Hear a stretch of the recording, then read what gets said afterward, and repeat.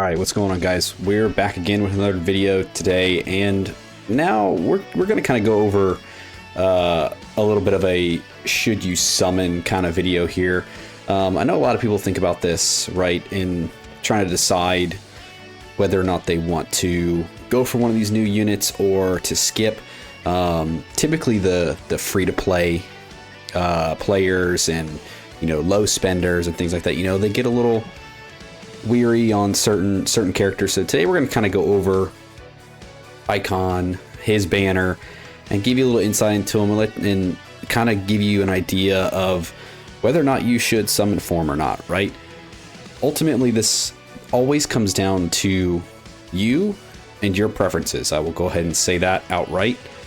As someone who typically likes to ignore advice about this game when people tell me whether or not I should summon, I'm gonna throw that out there. This is your game. You play it the way you want to. I'm just here to try to give you some advice and kind of walk through everything. And then, at the end of the day, you make your own decision.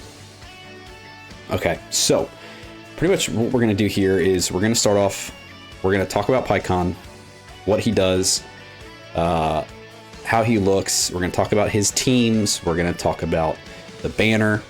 And then from there, hopefully you will have enough information to make your own decision. All right. So I know he's been out for a little while now, right? He came out this morning. Well, depending on when this goes out, this might be out tomorrow morning, where he came out yesterday, technically, whatever. He dropped on the 17th. At 1 a.m. Eastern, my time. Let's just preference that. Okay, so this video is going out a little bit later. Typically when I start making these, they'll probably be more around banner time. I just wanted to make sure that I had a chance to really use him in a couple fights, see how he performs, and then be able to give you my own feedback, right? So Phy Pikkon himself, very good unit. I'll come out and I'll say it right now. He is very good, but there is nothing that is so special about him that makes him a need, right? He is a very good leader.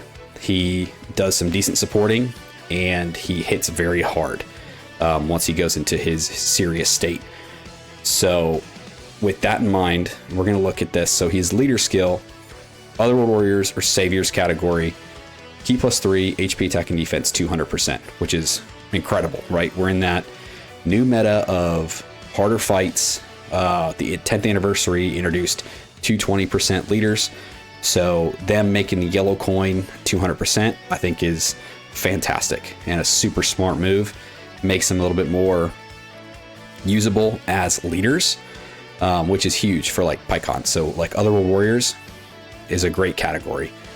He leads it at 200%, and it's a pretty competitive category at the moment, at least from my experience of using it throughout the day. So I hope that they keep this 200% for yellow coin LRs. I assume they will, and this isn't just a one-off to try to entice you to summon for him.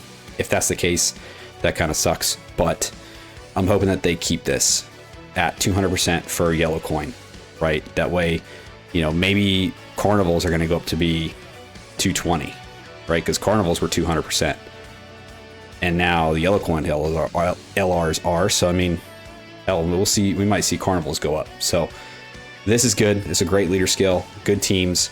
Again, keep it this way, please, Dokkan. All right. So in his basic state, he gets Key +3, attack and defense 250%, a high chance to evade, and is a rainbow orb changer. So that alone is pretty good, right? He's got his chances to dodge. Rainbow orb changing is huge. And then when he's got another Otherworld Warriors or tournament participant ally attacking the same turn, all allies are getting Key +3, attack and defense 40%. So it's not just going to be those categories. It's not just Otherworld Warriors or tournament participants getting that buff. It's everybody. So if you're running a team that has, Saviors, for example, like his other leader skill, as long as there is an Otherworld Warrior attacking in the same turn, they're going to get this buff too. So that's great that they didn't limit the buff itself to specific categories, just the condition to actually proc it. Which if you're running him as a leader, or the teams that you're gonna be running him on, you're gonna have one of these two. I guarantee it. So as a second attacker in a turn, for one time, the other warriors and tournament participant category allies get damage reduction 10% for 2 turns. So even the rotation where he's not on, they are still going to get that buff, which is good. But again, this one is only for these specific categories. So someone on saviors like Go Tanks isn't going to get this buff, right? Just the other warriors and tournament participants. So make sure you keep that in mind. As a second or third attacker, which is going to be where you want to run him, he is guarding. He has a high chance to perform a crit, and he launches additional attack with a high chance to become a super with a 20% chance of evading. So this is the ideal slot you're going to run him in, right? That second slot usually for this buff here with the damage reduction, and then to go into where he has guard, his chance to crit, his additional, and his more of a chance to evade, right? Yeah, you can run him in slot 1 if you absolutely need to. You're just going to end up becoming very heavily reliant on his dodge. So it is definitely not recommended that you do that unless you really have no other options, right? I mean, there's a couple times that I relied on him to dodge in the first slot, and there are times where he successfully did it, and there are times where he did not, right? So it's kind of a coin flip. So, you know, it's that second or third slots where you're primarily going to want to keep him. And then when he attacks with 18 or more ki, he gets an additional attack defense buff, which is, it's good, right? With his Rainbow Orb changing, he's most likely going to end up at 18 or more majority of the time. So this is good. Just gives him a little bit more of a punch and then a little bit more defense. So his active skill, well, let's go down here first. So super attack is 12 ki. He is greatly raising attack and defense for 1 turn, and then causing colossal damage to the enemy while lowering their defense. And then on the 18 ki, he's greatly raising attack and massively raising defense for 1 turn, causing mega colossal damage to the enemy and greatly lowering their attack, right? So these are not stacking supers. So these are just 1 turn buff supers. So he's not going to be continuously stacking like some of the units we've seen recently. So in a scenario like Festival of Battles, those really, really long events, he's not going to be packing as much of a punch, right? Or being able to take as big a hits, right? Because he's not stacking. So keep that in mind as well. Once you go into his seriousness state here through his active skill, this can be activated on the 4th turn from the start of battle. So as soon as the battle starts turn 1, that starts the timer. On the 4th turn, he can transform. So this isn't like the 4th turn of his 4th turn. Like, it's not his 4th turn, it's the 4th turn for the battle. So that's a great active skill condition. Super easy to hit, right? No restrictions, no nothing. So this is him just in his regular state.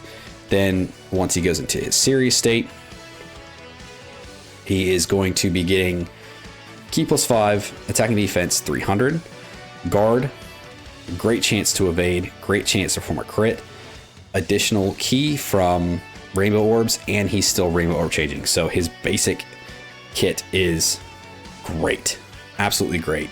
A lot of attack and defense, having guard, having dodge, having crit, Rainbow Orb changing, that's phenomenal. You can't really ask for more than that, right? Unless you're getting guaranteed supers. But, you know, they had to limit him somewhere, because he is going to be hitting pretty hard. So before receiving attack within a turn, he's going to get ki +3 and an additional 10% chance to dodge. So that's good. Then when he attacks, he's getting 50% attack and defense. When he's getting 12 or more ki, he's getting another 70. When he's at 18, he's getting an additional 100.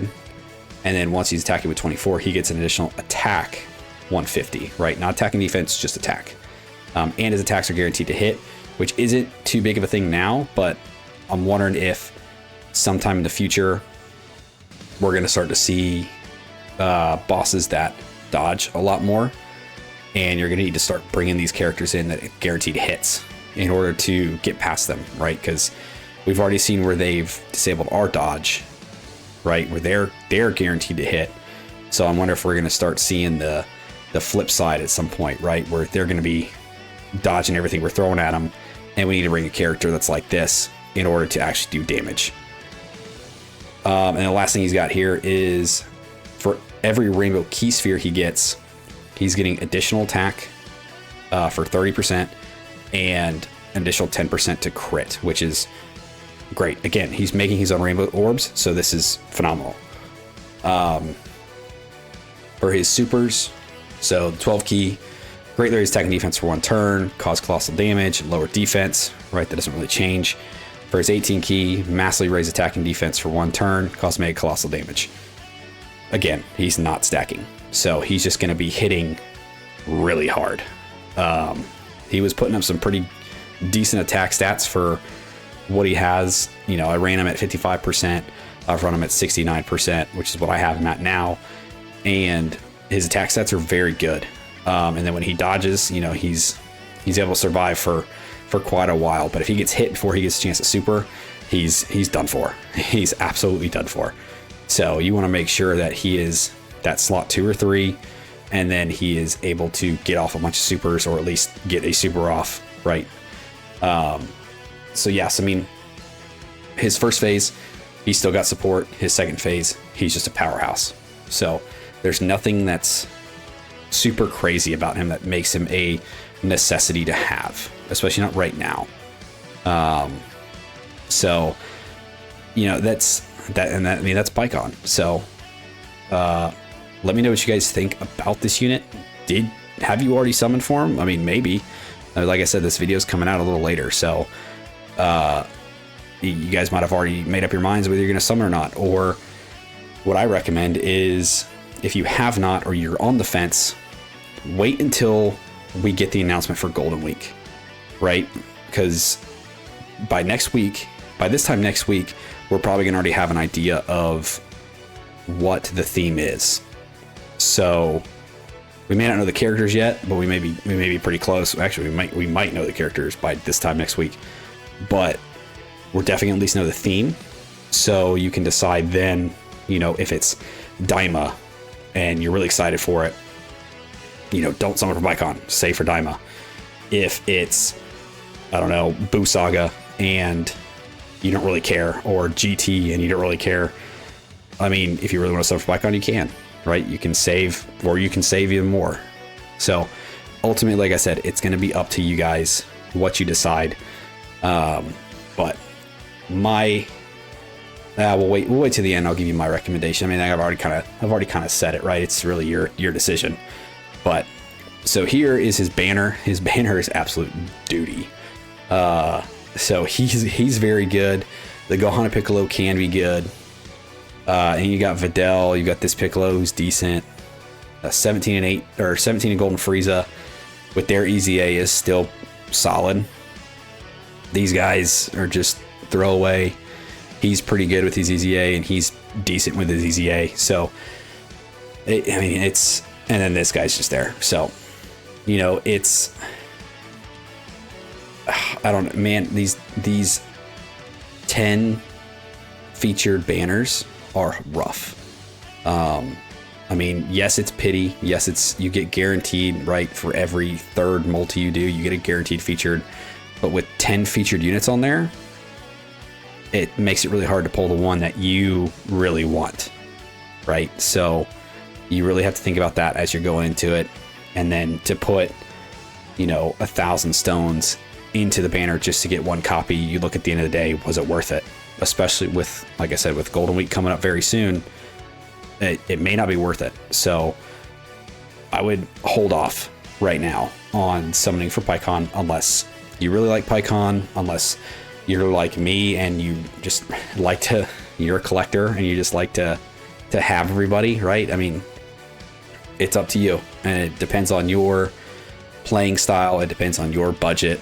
And, you know, at the end of the day, I'll say it again, it's your decision. So I'm just here to try to give you some advice. So then looking at his teams, the last thing we're going to look at, Otherworld Warriors is a great team right now. So you've got, obviously you got Phy Pikkon, you've got the Easy Aid Phy Pikkon.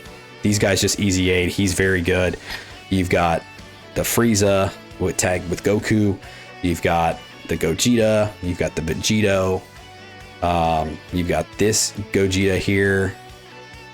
He's still pretty runnable. And yeah, I mean, those are really the only big ones, but I mean, these are some big ones, right? Like these three guys here from the 10th anniversary are extremely good. He is still very good. He is still pretty good. And then he's decent. His Easy A made him very good. And then Phy Pikkon's very good. So Otherworld Warriors, very strong team. And then for Saviors, you got Phy Pikkon, you got the Easy A, you got this Easy A, you got the Easy A for the Super Saiyan Goku, the Namek Goku, who's pretty good. You've got Gotenks, who's very good. And then, I mean, none of these other guys you're really going to want to run. I mean, the Super Saiyan Gohan from the Broly movie is pretty good with his standby. Yeah, Savior's a little bit less more so than other Warriors, but you know, the teams he's rocking, the teams he leads. So he's got a good team. You know, he's got a good team. He's a good leader. He's a good unit. It's, you know, this was a great release, I think, by Dokkan to do this. But at the end of the day, should you summon? Ultimately, your choice. My recommendation is wait till we know what's coming up for Golden Week. There's nothing so pressing right now that you need this unit, right? Say it over and over again. Nothing in the game right now needs this guy.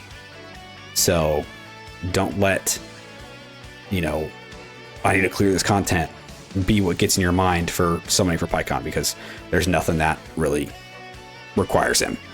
So yeah, I mean, that's going to be it for today. That's going to be the video. Should you summon? No. Will you summon? Let me know, right? Let me know down below. Have you already summoned? Are you planning to summon? Are you waiting for Golden Week to get announced before you summon?